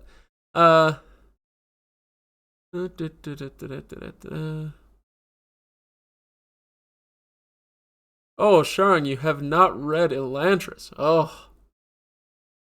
That hurts me a little bit. Elantris is amazing, in a lot of ways.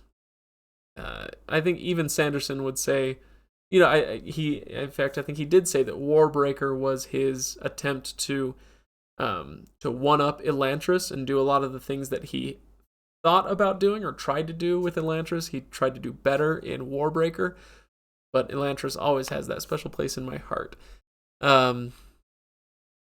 Okay. Alex, I consume books. That is true. I consume a lot of books. So only 84. There's only 80 4-hour-long episodes of Critical Role in the second season. That just sounds like it's like my nightmare. It's let's see, who's Blasphemy? I don't. It was Blasphemy because I haven't read Rhythmatist. Boys in the Boat. I don't know that one. When the Rhythmatist sequel comes out, Cosmere, I will have read the Rhythmatist by then. So, but okay, look, Critical Role was just an example. So it's name your podcast, name your book series, name your shows, whatever. Like it's people talk about hardcore history all the time. I'm sure I would love it. I haven't really touched it. If I'm gonna give myself downtime, Great British Baking Show is like, that's it for me. That's the one I can just like veg out on and not think about anything and just enjoy charming people baking for an hour. So yeah, sometimes the stuff that I like to consume is very low intensity. So if that makes sense. Let's see.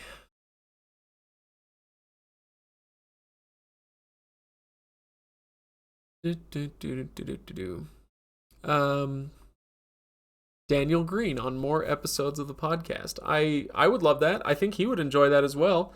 I can tell you that his episode is in the first 30 days of an episode's life. That's how advertisers measure your podcast.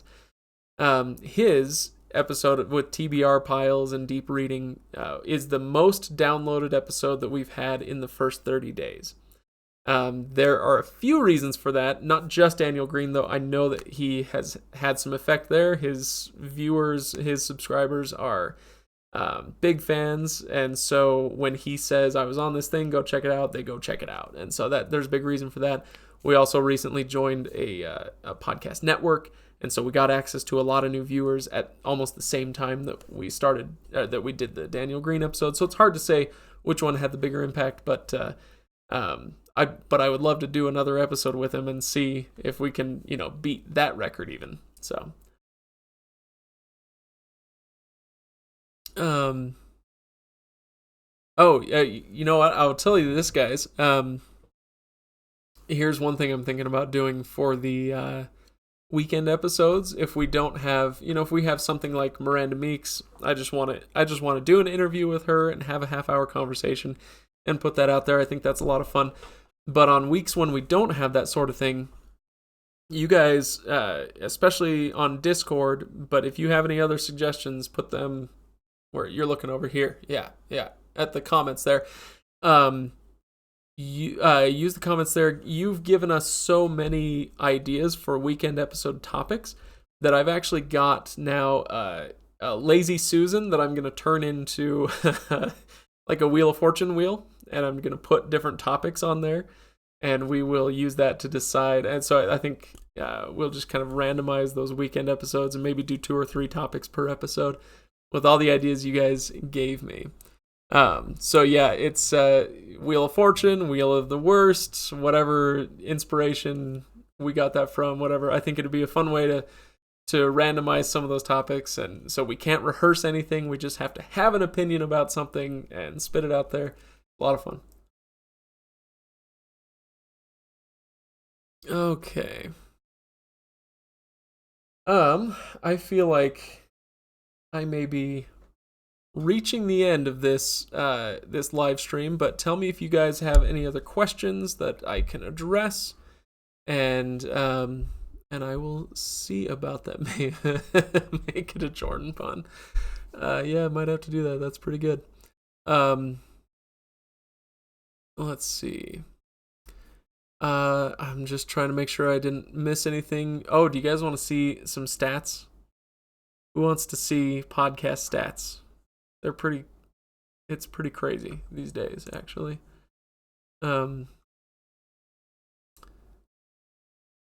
Lightning Tiger not checking out a Robin Hobb series for a while. Yeah, probably not. I'm interested actually in getting back to Robin Hobb and giving her another shot. Everybody says that it's better after the Farseer trilogy. And, you got to get to Tawny Man or whatever. And so I believe them, and I'm interested in giving it another shot, because I think upon reflection with that series, I would probably have more appreciation for her if I revisited her stuff again. But will we do it soon? Probably not terribly soon, unfortunately. First Lot, John, the First Lot trilogy is on the TBR shelf right over there. Don't you worry. Oops. There we go. Okay, there we go. Oh, hey, by the way, I just got some Miranda Meeks prints framed up and put on the wall. I need to get some of that anti-glare glass, though. All the glares on these prints are driving me crazy. Okay, stats. Okay. So, trying to decide what to show you first. So let me show you this. Okay, so here are the podcast stats. If you're interested, stick around. If you're not, don't. But I cannot express to you how crazy things have gone lately.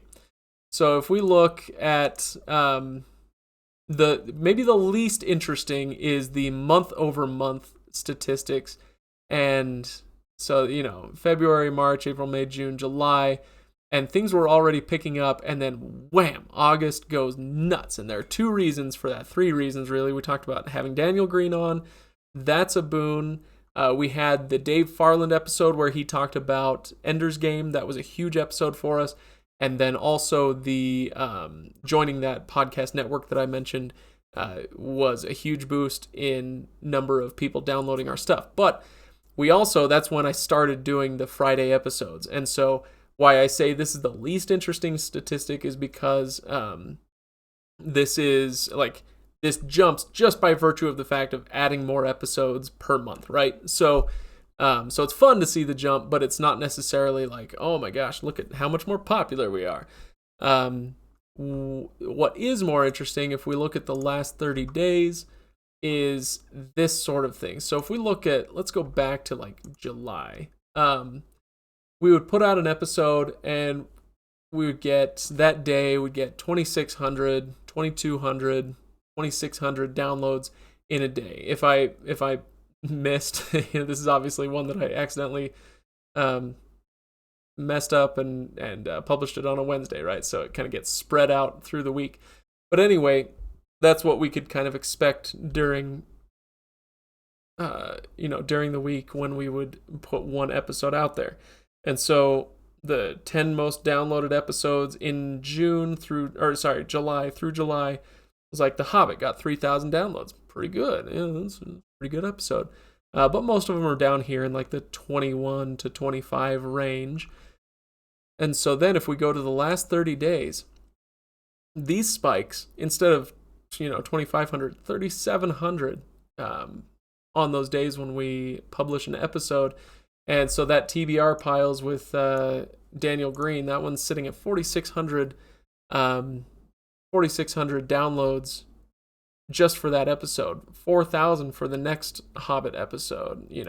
So it's just so this is what's more exciting to me, is seeing individually per episode how many more people are listening. That's why I say it's maybe a little more interesting than the month-over-month statistics. Okay, let's see.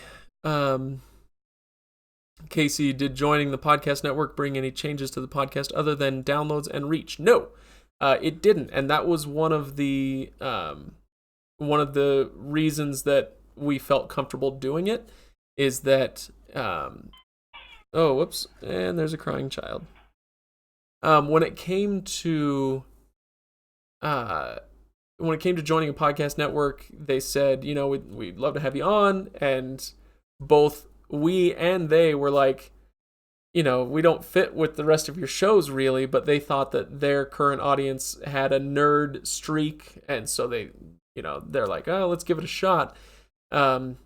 And basically their thing was, you don't have to do anything for us or about us or with us, just let us carry your show, and if we sell some ads for it, then let us split the profit on the ads, and that's it. And you'll get access to our audience, and we'll get access to some of your revenues if we can help you create them. And I was like, done. So we don't have to change anything. We don't have to change our logo. We don't have to change our approach. The weekend episodes came about at the same time, but that was all our idea. That wasn't theirs. So it's it hasn't changed the podcast. The only thing that it will eventually potentially change is that we will have ads on the show. That will be the only thing. So Cosmere, it's I actually hesitate to mention which network it is, just because it is so far outside of our purview as a podcast. If you ask me offline, maybe I can tell you, but but it's honestly like not that important, because the other shows on the network have nothing to do with what we do as a network. So I have no way of knowing whether any of those other shows would appeal to you, if that makes sense. All right, so your favorite recent episode was Burnout with Kyle. Yeah, that was a great episode. I did like that one a lot. Little Red Book. Let's see. Talking about more Robin Hobb stuff. Sorry, I'll get back to the stats in a second. What's necessary to read in the realm of Elderlings is also a bit strange, so I'm not really sure where to go with this. Okay, so let's get back to the stats.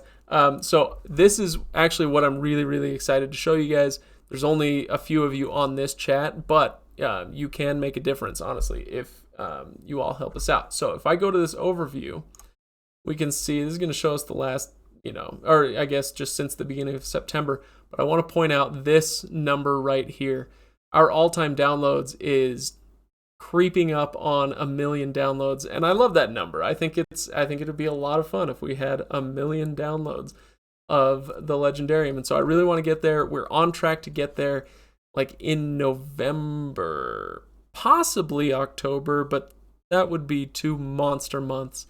So probably November, but yeah, anything you guys can do to help us promote the show. If we do something that tickles your fancy, whether it's about a book or one of these kind of one-off weekend episodes, find a subreddit where you feel like it might be relevant and share it on there. Facebook groups, Twitter, anywhere the case may be, anywhere that you can share our podcast, that is the best compliment you can give us, and it's the best help you can give us as far as increasing our reach, and it would be very, very appreciated. So,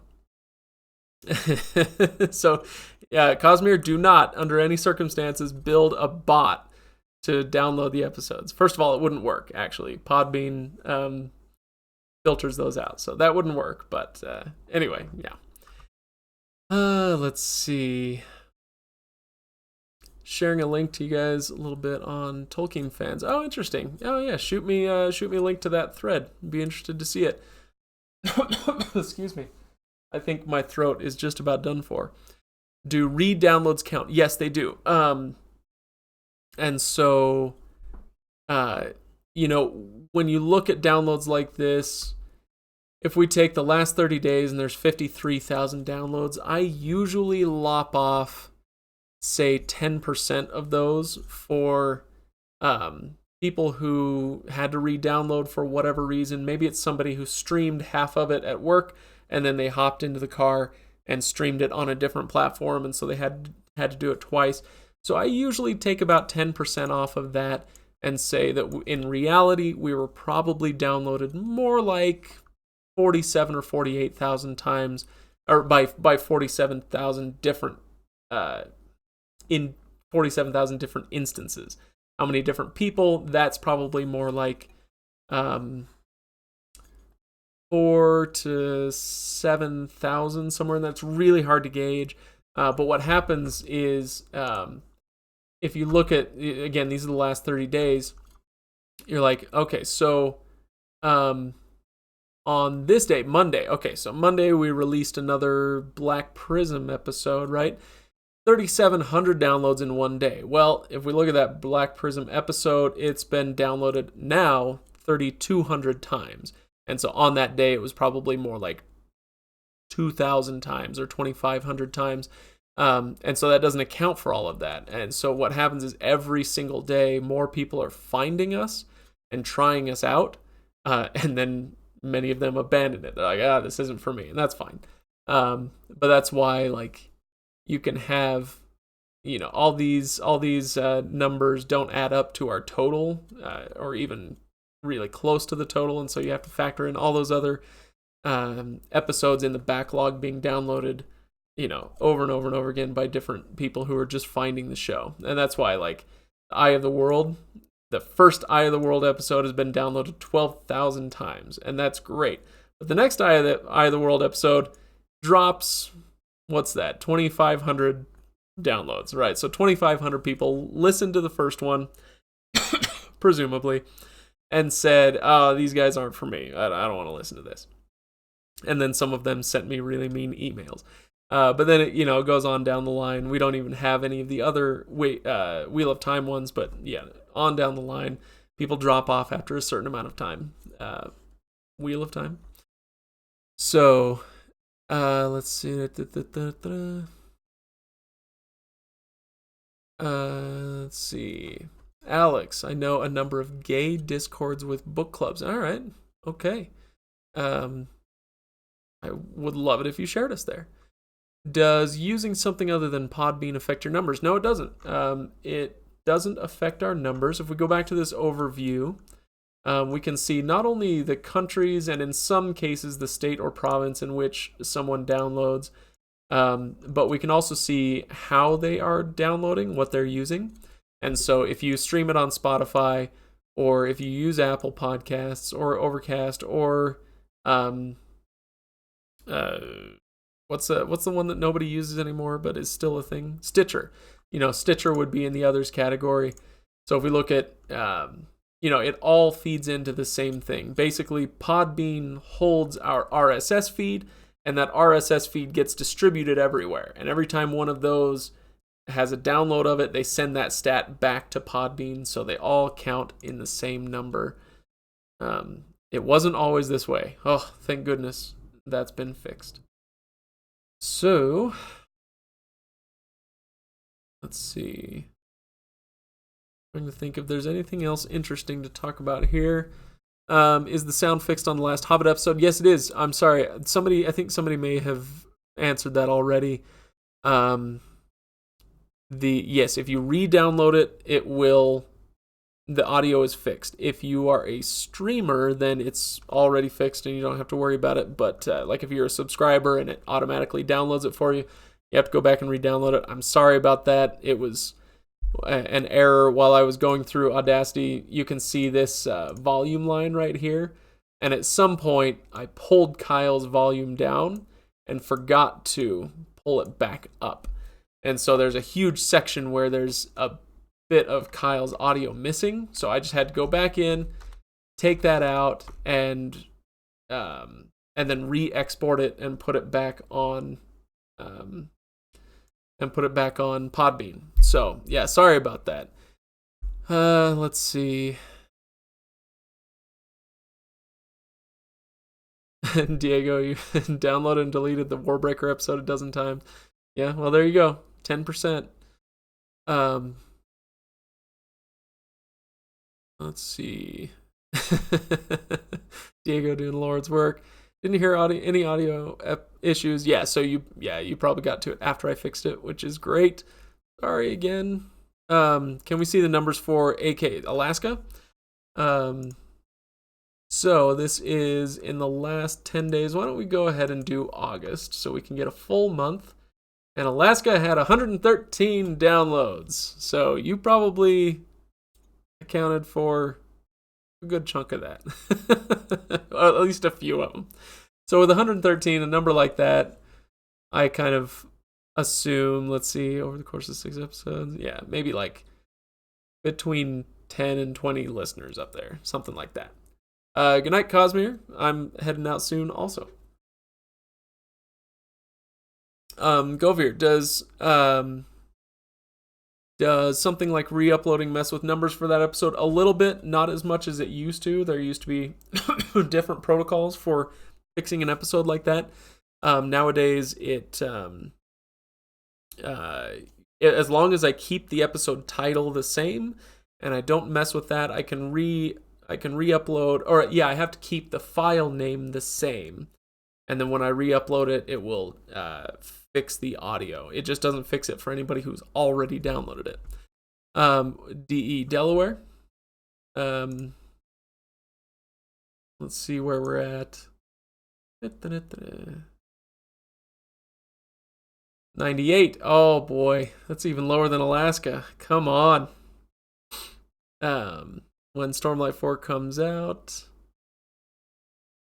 Let's see, John downloaded and re-downloaded the Stormlight Archive episodes. What must be 4 times per book? Yeah, and those numbers don't mean as much after the first month. I mean, they mean a lot to us, but they don't mean as much to like an advertiser. They don't really care because they want to move product now, right? And so it's those first 30 days that really, really count. When Stormlight 4 comes out, doing a full re-listen, I hope you do. That's great. Okay, anybody else want to see anything on the stats or have any questions on that? I hope you guys like seeing this stuff. I enjoy it myself. I will say, again, this number isn't so important, but it's a lot of fun to watch. Today is the 10th.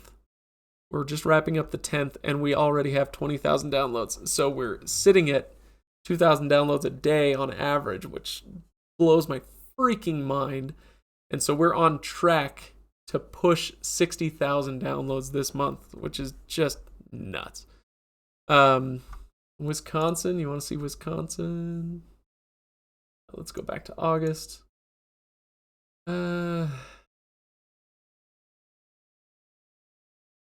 Oh, you know what? We can just look right here. Wisconsin, 530. Not bad. Not bad at all. I think I've told you I want to go to Wisconsin someday and go tour Red Letter Media. Okay.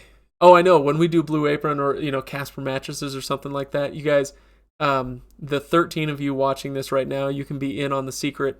I will never... And this is another thing that we hashed out with the podcast network. We're never going to advertise something that we wouldn't feel comfortable advertising. But I am going to have a lot of fun, like really, pitching those, being a real pitch man for that. When we get to that stuff, when we get to NordVPN or what's the other one? What's the other VPN that's really, really popular right now? ExpressVPN or Blue Apron or something like that. Like, when we get to that point, if you guys have thought about those things, then that would be the time to do it, because you're signaling to the advertisers, you're signaling to our podcast network, you're signaling to everybody that matters that like our audience cares, right? And they're gonna, the advertisers are gonna have a good time on the Legendarium. So it's a good idea once we get there. Again, it'll probably take another month or two before we actually get any ads sold, but we'll see. I'll keep you updated. Sorry, Little Red Book, Oregon, 594. So that's actually really close to Wisconsin. 594 there. Doesn't quite match 947 up there, but that tracks. I mean, population-wise, I suppose. So there we go. All right, guys, we've only got 4.5 minutes before YouTube is gonna cut me off and get pissed. They don't cut off the live stream, but they only upload 2 hours worth of the stream. So if somebody wants to come watch it later, then after 2 hours, they don't get to see that. So I'm going to start wrapping it up here. So if you have anything last minute that you want to get to, let me know. Otherwise, I'll just say, thank you so much for hanging out. This is a longer live stream than I was anticipating doing, but these are always a lot of fun. I like chatting with you guys. So, well, as Dave Chappelle says, Casey, there are no dumb questions allowed. So, no, it's my pleasure. Good to chat with you guys. All right, I'll give you another 30 seconds, but I'm sure you guys will start dropping off, and that's fine.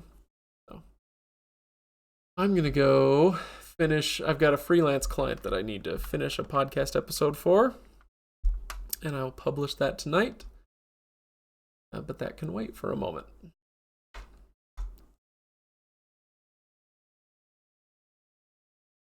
Okay.